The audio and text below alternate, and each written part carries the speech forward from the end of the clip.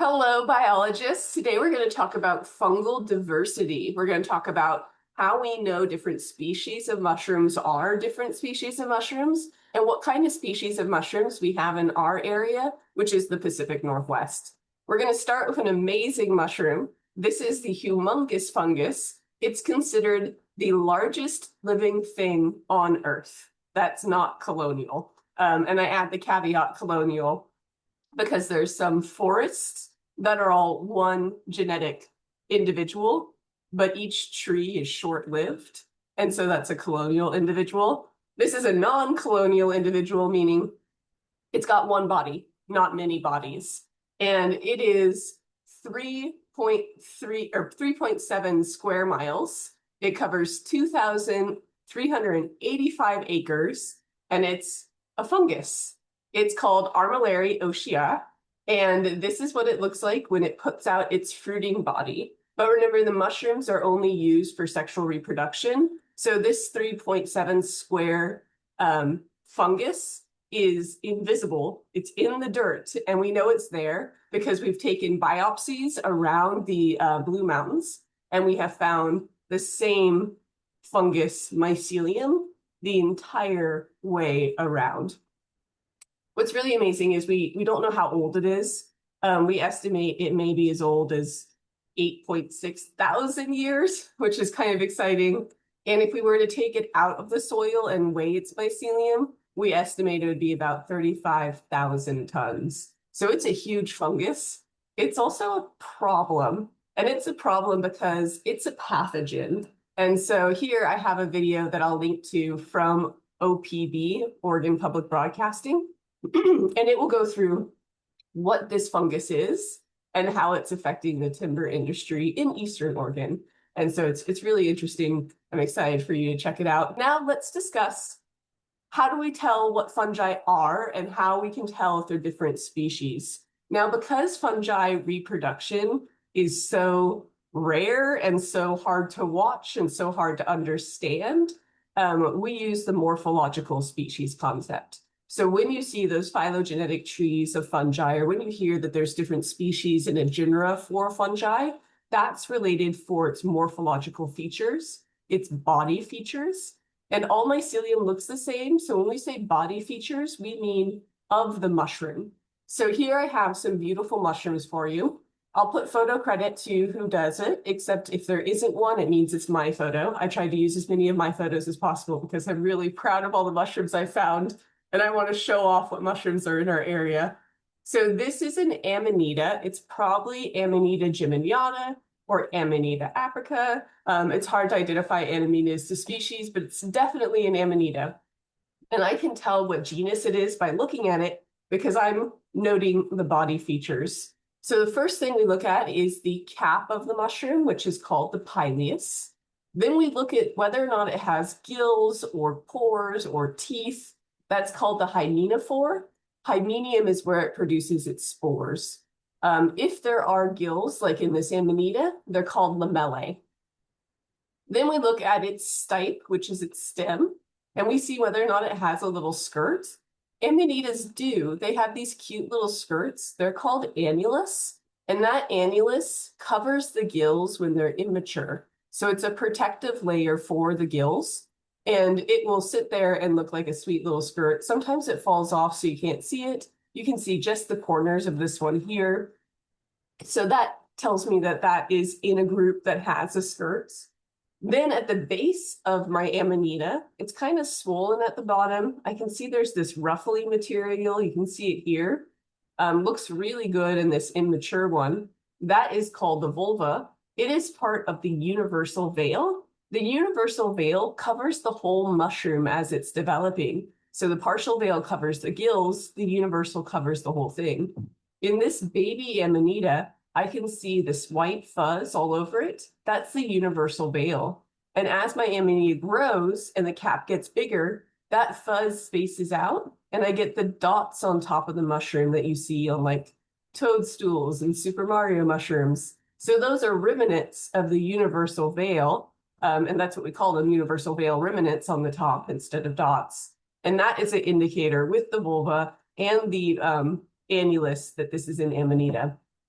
If I were to gently remove it from the dirt and wash away all the soil, I would see that it's connected to the mycelium. That is the individual fungus that lives under it. So these 4 mushrooms are all part of one fungus, and it's putting up 4 reproductive structures. We mentioned the hymenophore can have different types.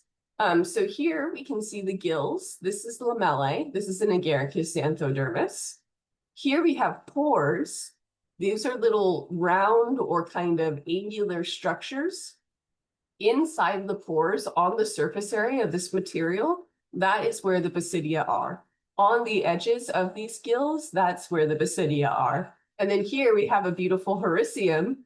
Hericium has its hymenium in these little teeth or these little spines, kind of looks like icicles. That is where the basidia is produced, is all over these little teeth. We also identify the mushroom based on the pileus features. We look at the overall structure. Is it convex? Is it conic? Is it parabolic? Is it plane, meaning flat? Is it uplifted? So the overall structure of the mushroom cap. And we look at whether or not there's a bump.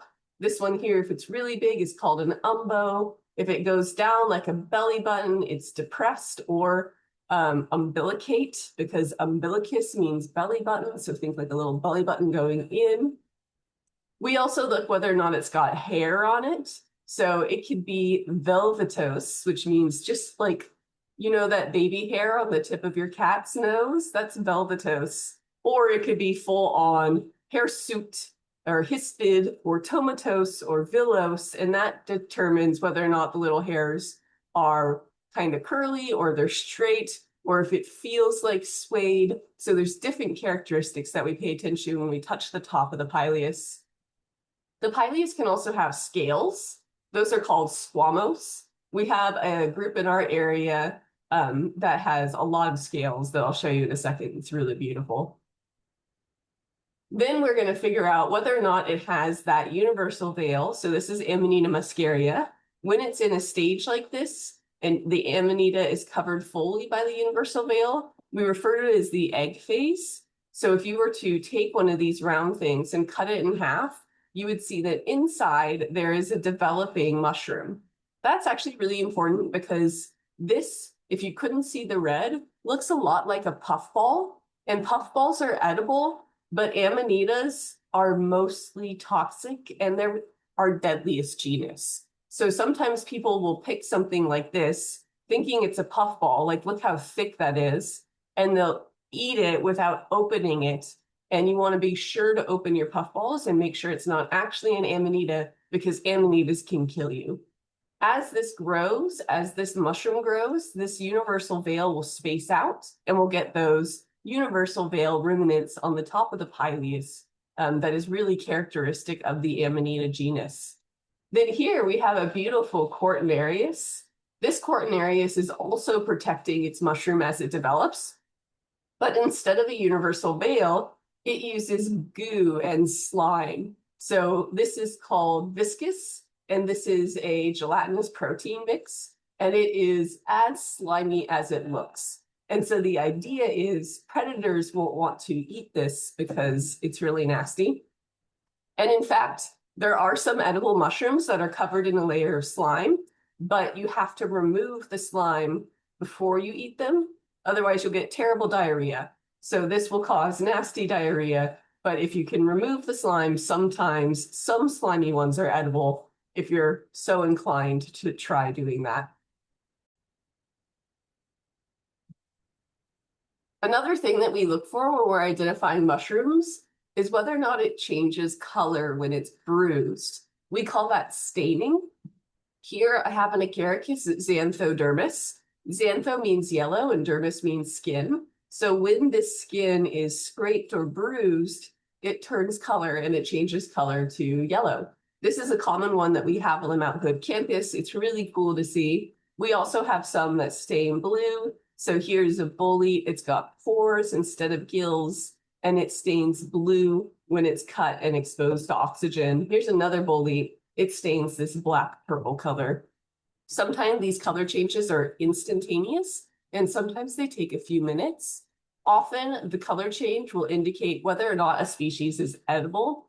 In general, we don't eat color changing mushrooms except for one group that is a psychedelic. And still then it's poisonous because it's a psychedelic, right? It's trying to poison you so you don't eat. We also note whether or not the gills or the lamellae are attached to the stipe or to the cap and how they're attached. So this is a key identifying feature. If you ever get into foraging, the attachment of the gills or the pores is like really important. So if it attaches directly to the stipe, it's called adenate. If it goes in and attaches to the armpit between the stipe and the pileus, it's adnexed. If it runs down the stipe, it's decurrent. If it reaches up and attaches right to the pileus, and you can see a little circle around the top of the stipe, it's free. All of those are super important taxonomically and to identifying the mushroom and making sure that you're not accidentally going to poison yourself as you're foraging. Here we have this different visual of the same idea. I think this one's really nice for showing the notched, which is D, where it goes up and then it has a little whoop, and then it attaches to the stipe. We also identify mushrooms based on spore color. So you take your mushroom, you cut off its stipe, you put its pileus and the lamellae on a piece of paper, you leave it for 12 hours, and then you lift it up and you see what color are the spores that it deposited on the paper. So this is chocolate brown from agaricus. Here is rusty brown from Cortinarius. Here's a bolete, it has olive brown.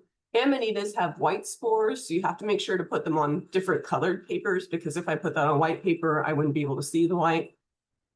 The genus Russula has different colored off-white spores, and people are really persnickety about the color. So if it's eggshell versus cream, those are different types of Russula. And so it can be really hard to identify the color. And this is also like not traditional colors. These are mycologist colors. So there's one that's pink, there's one that's green. It's not really pink, it's not really green, it's just kind of pink and green. So you have to kind of get used to what the color means. Another way that we identify the mushrooms is microscopically. So this is a cross-section of a gill of a mushroom. This is the lamellae here, and the lamellae is under the cap. These are the gills, and all around the surface of the gill, these red structures are the little tiny things that space out the basidius. And then here, this is the basidia, and you can see this basidia is producing 4 basidius spores. Here's another basidia with the basidius spores. So the spacing of the basidia and the features of the mycelium inside of the lamellae are all important. We also want to look at the top of the cap, the pileus, and we want to see if there's any interesting structures to prevent herbation.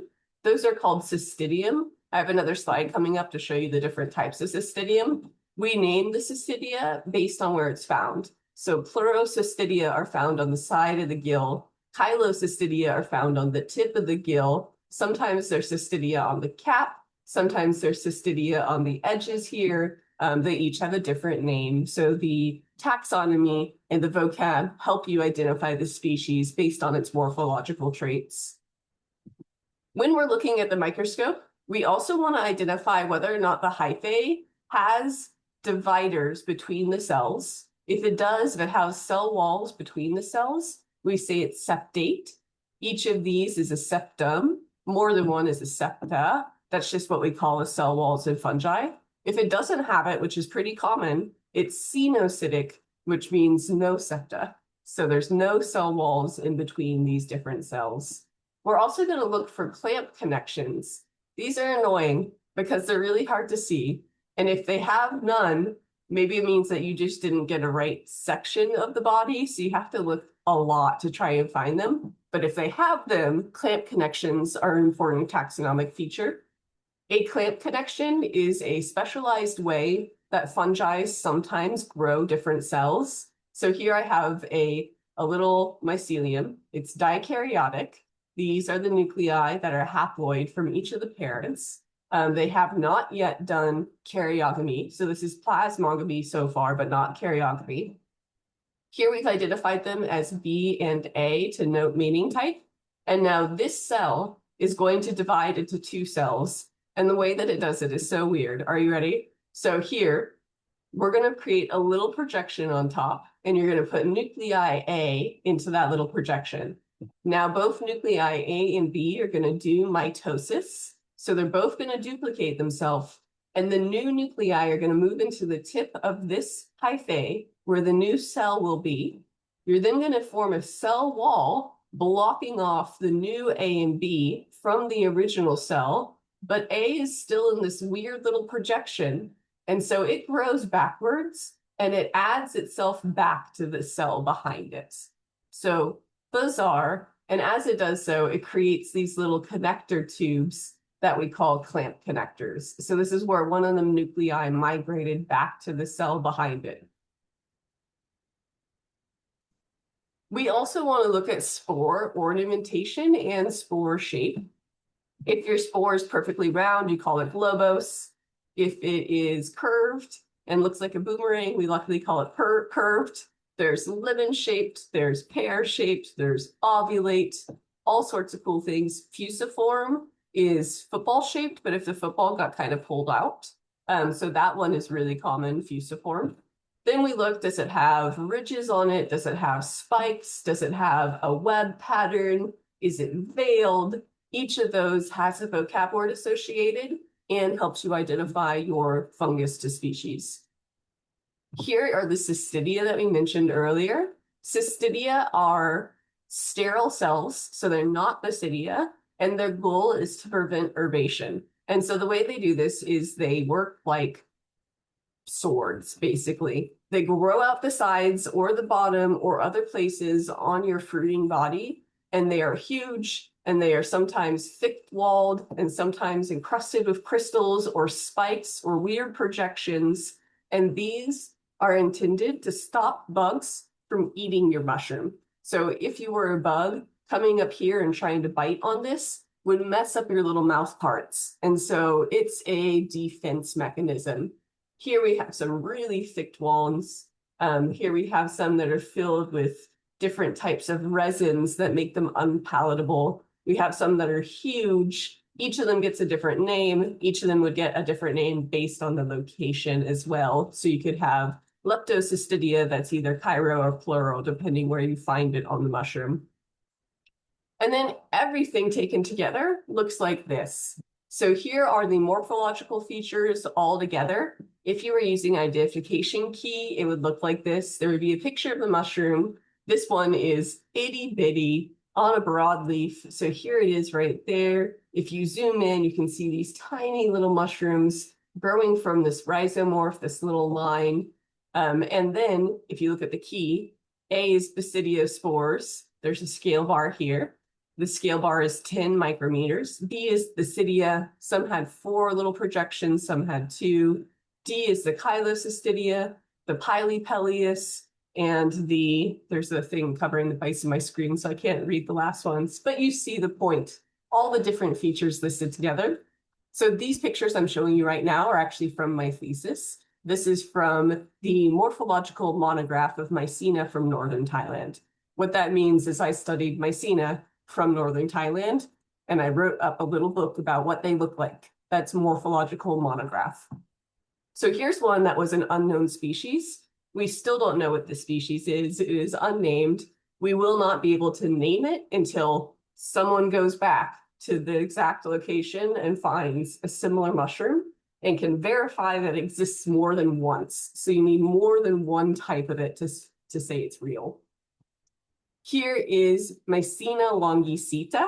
So this is the full cap of the mushroom in the microscope. And you can see it has these massively long seta hanging off the cap. Those would be like giant spikes if you were a bug, and that would prevent you from trying to eat it. And then it had these really cool marginal cystidia, these all like the fringe hanging off. And those, when you zoomed in, they looked like C. So those were really beautiful marginal cystidia, and they were really, really cool to see in the microscope. Here's another one. Mycena inclinata. So this is what the mushroom looked like. It was a very wet day that day, as you can tell, a really great wood rotter. Here we have the basidiospores, the basidia, and the different cystidia and little nodules that were found on the hyphae. So I think it's really cool to see how these morphological features fit together. There's one more for you. This one was neat because this mycena was sticky. And so when we looked at the top of it in the microscope, it had this really thick layer of hyphae that was just woven together with like slime or phlegm. And we call that an ixocutis. It was really neat to see in the scope. These are the basidiospores and the basidia and the different chylocystidia. All right. So what kind of mushrooms do we have here? Those were examples from northern Thailand. Let's look at our local ones. And I'm going to go through some major genera that are really common. And if you're into foraging, these are going to be things that you may look for and lookalikes that you want to avoid. So first, we have our state mushroom. This is Cantharellus formosus. It's the golden Pacific chanterelle. Really beautiful. It's got an upright stature. It's got a depressed pileus, but instead of lamellae, it has ridges or wrinkles. So it doesn't have true lamellae. Its hymenophore is wrinkled. That is an important identifier to tell the difference between an actual chanterelle and a false chanterelle. False chanterelles can be toxic. So when you're looking for a chanterelle, beautiful golden color, not orange, not yellow, but like gold. And you want to make sure it does not have lamellae. So here's this lovely Pacific chanterelle. Here's another type of chanterelle, which highlights the ridges. This is Cantharellus rhonicanus. It's the rainbow chanterelle. It's called the rainbow chanterelle because in the mycologist world, this has a lot of different colors. This is pink, this is orange, this is tawny, and it was considered rainbow colored by someone who identified it. Mycologists kind of make up colors, so I don't think it looks rainbow to me, but that's what it is called. I identify it as a rainbow chanterelle because it's usually squat and it's dense. It's really firm. So here's our beautiful rainbow chanterelle, and you can see those ridges that are not gills. Here's another type of chanterelle. This one's in a different genus. It's called Craterellus tubiformis. This Craterellus additionally does not have gills. It has ridges, and it is wonderful edible. It's bendable. You can bend it in half and it won't break. So when you cook it, it has the texture that's kind of cartilaginous, and I think it's lovely. So this is my kitchen sink, and I have my harvest of winter chanterelles. I like to eat them in soups. So I'm a big fan of these. What's cool about the winter chanterelles is they're pretty resistant to freeze. This was in Gifford Pinchot, and this one here was damaged by the frost, but it protected all of its little buddies under it. So these probably fruited after this one was exposed to the frost. So I find these well into January and February. Here we have the white chanterelle. The white chanterelle tastes really similar to the other chanterelles, but if you're selling your mushrooms, this one doesn't get as much money because its color means that the dirt shows up really easily, and it often looks dirty and ugly. And so white chanterelles are not particularly desirable. You don't usually find them in stores, but they are edible and they're delicious. They're just not as pretty. White chanterelles also kind of grow half underground. So you can see this one here is covered by all this moss and these pine needles in this dirt. And so they're hard to clean as well. Again, it doesn't have true gills. Those are ridges. They're not full plate-like structures. Now let's get into some of the false chanterelles. So this looks like a chanterelle based on color. It will have a nice kind of golden color, but this is Hygrophorapsis. So Hygrophorapsis. And Hygrophorapsis looks really similar. It even has those ridges, but it's not a full chanterelle. Its spores are different, the cystidia are different, the way that it grows is kind of different. And when you take a chanterelle and you pull it apart, it'll peel like cooked chicken. That will not happen with your Hygrophorapsis. This is considered toxic. It won't kill you, but it's not edible. Like you will yak, there will be diarrhea. It will be an awful day, but it probably won't kill you. But no one wants to go through that. Like don't bother that. So pull your mushroom apart. Make sure that it peels apart like chicken breast. If it doesn't, it's not a chanterelle. Here's another false chanterelle. This is Omphalotus. Omphalotus is cool. It's a pathogen. Sometimes it glows in the dark. That's really exciting. It has true gills, so you can see how sharp those are compared to the wrinkles that we've been looking at. And it grows in clusters. Chanterelles do not grow in clusters. The winter ones can, but remember, the winter ones can be bent. These cannot be bent, but they also don't peel apart like chicken. Omphalotus is toxic. We do not want to eat this. This could be dangerous to eat. Then we have another false chanterelle. This is called the turbinellus. Turbinellus, to me, doesn't really look like a chanterelle, but it has the right coloring and it has ridges and it kind of has that cone shape that chanterelles do. So it has tricked people. This one won't make you sick, but it's also really mealy and bugs love to eat it. So it's often full of maggots. So it's not considered edible. Some of the species are inedible, but here we see those great scales that we were talking about with the taxonomic features. So really lovely scales on top of this turbinellus. Here are two more false chanterelles. So there's as many false as there are real. These look like the right color, kind of. This is a little bit more pale, more apricot. This is a little more orangey red.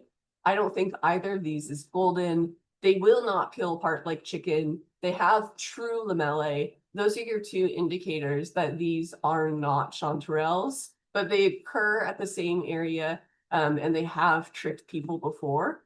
This is Corogumphus. So Corogumphus. And we have two different types that grow in our area. By the way, Mike Wood here, this photo credit, he's got a website called MycoWeb, which is amazing, highly recommended, great for identifying mushrooms. We also have the lobsters. Lobsters come out at the same time as chanterelles. They have the same general body structures, and these are great edible. No one really mistakes them for chanterelles because they don't have any high medium layer at all. And the reason they don't is because this is a russula that has been eaten by a mold called a hypomyces. So the russula itself is white. We can see that inside. And the hypomyces is orange. The hypomyces is parasitizing the russula, and it has devoured the hymenial layer. So now where there used to be full-on gills, there's nothing. As it devours this mushroom, it changes the flavor and it becomes edible and delicious. And so this is a really sought after edible. They often hide like this. We call this a mushroom hump. So you look for little bumps in the dirt and see if there's a mushroom hiding in there. One of my favorite edibles is the hedgehog, so named because it has teeth, like a little hedgehog has spikes. And it is sometimes in the family of chanterelle, sometimes not. This edible looks like a chanterelle a bit because it has that funnel shape. It's a little bit of an orange apricot color, but there's no ridges. Instead, it has these really cool teeth. This will not peel apart like chicken. It's actually kind of brittle, but it's got this lovely umami flavor. So these are always really fun to find. I find these in Estacada every year. That's where I go to look for hedgehogs. Its name is hydnum. Hydnum refers to teeth. This is Spiraceus. Spiraceus is called the cauliflower mushroom. I find cauliflower mushroom in the same spot every year in Corbett, and I get really excited about it. Cauliflower mushroom are edible and they're delicious. When they're cooked, their texture changes and it's kind of noodly, so they like become noodles. They're really mild, just a little bit nutty. There's not a lot that looks like this cauliflower, so that's always really nice because it's pretty easy to identify. The only bummer is all of these spaces between them, needles and dirt get in there and they're hard to clean. So they're a pain to clean, but they're lovely to eat. This is another one here called witch's butter. So witch's butter is a jelly fungus. And it is edible, but it's flavorless and it tastes like a flavorless gummy bear. People do harvest them and then they'll candy them. So then you have a sugary gummy bear. That's a new thing that's happening online with foragers, but why bother? We have the bleeding tooth fungus. This is Hydnellum. Remember, hid for teeth. This one has teeth as well, but its most characteristic feature is that it bleeds when it's young. So it exudes this red latex. We don't really know why, but this red latex is hella bitter. So it is a super, super bitter, and it only does it when it's young. When it gets older, it stops bleeding and it becomes really woody. So it's not considered edible for those two reasons, but it is super metal and it's really exciting to see it in the wild. I have found that in Gifford Pinchot several years in a row, so it's cool to see. This is another jelly fungi. This is pseudohydnum, hid for teeth. If you look at this photo, you can see the fuzz on the bottom. It does have teeth as a hymeneal layer, but it's not really teeth-like, and so it's pseudo. Pseudo means false. And its species name, gelatinosum, tells you that it's a jelly fungi. So it's got no like structure to it. If you went up to it and flicked it, it would jiggle back and forth. So it's got the texture of like a gummy bear. Jelly fungi in general are edible, but flavorless. Some of these can get quite big, like the size of your palm, but most of them are probably like the pad of your thumb. So again, people are collecting these and sugaring them and eating them, but they're not notably nutritious or delicious. They're just a really great decomposer and really fun to find. They're called a cat's tongue because they have like, you know how cats' tongues are spiky? So it's kind of shaped and looks like a cat's tongue. Then we have chicken of the woods. That's Lateiforus. Just pronounce every vowel and say it with confidence. There are a couple different kinds. This one grows on conifers, so Conifera cola. Cola means loving or eating, so it loves to eat conifers. This was also in Gifford Pinchot. Here is a conifer tree, and it's got this wonderful shelf fungi. The color was fabulous. I was so excited to find it. It was quite big. It's got a yellow margin and then an orange pileus. Note there is no stipe, so it grows right out the side of it. If you're to look close at the bottom, it would have pores instead of teeth or gills. And this is considered edible. It's the chicken of the woods, but it's only edible when young. When it's older, it kind of, A, gets brittle and gross and woody, and B, it turns a white color, and that means that it's not edible, it's inedible. This is one of those species that some people react to and some people don't. So it is considered edible. People do love it, but some folks, it makes them yak. And what's really interesting about that is it happens about 45 minutes after eating it, and it lasts for like half an hour, and then you're fine. So it's not toxic, but it does make some people vomit. I personally have not eaten it because I don't want to figure out if I'm one of the vomiters. Here is our beautiful porcini, maybe one of my favorite mushrooms because I love how chonky it is, how like plump and full. It's got this wonderful toasted bun color up here. So think like King Hawaiian rolls, a nice fat stipe. If you look under at the hymenium, it's got cores instead of gills. This is a nutty, mild mushroom. It's really delicious. It's a highly sought after edible, and it's mycorrhizal.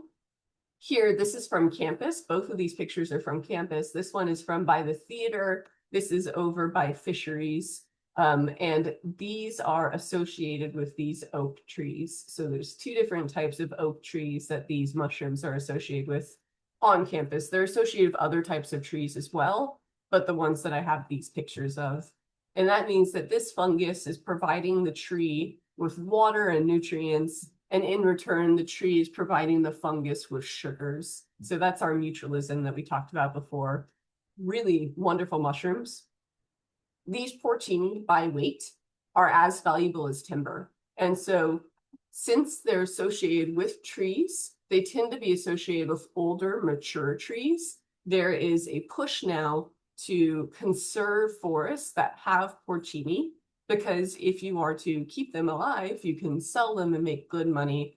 And if you were to cut down those trees for timber, you get that money once. Whereas if you keep them for the porcinis, you get that money every year. So we're trying to give economic incentive for conservation using things like porcinis, which are associated with mature forests.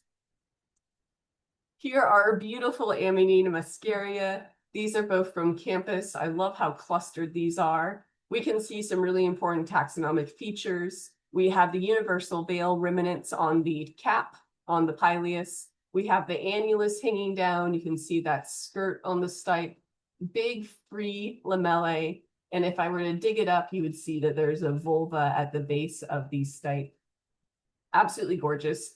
Amanitas are toxic. Don't eat amanitas.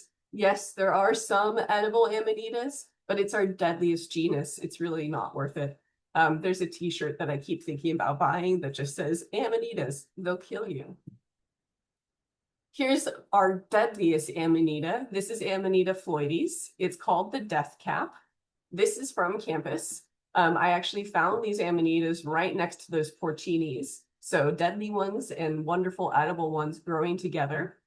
This death cap could kill, this one mushroom could kill probably 5 people. And there have been cases in the news recently, famously that woman in Australia that intentionally murdered people with Amanita phalloides. And unfortunately, not too long ago, there was a mass poisoning where one person died and about 20 people were hospitalized because they were served Amanita phalloides.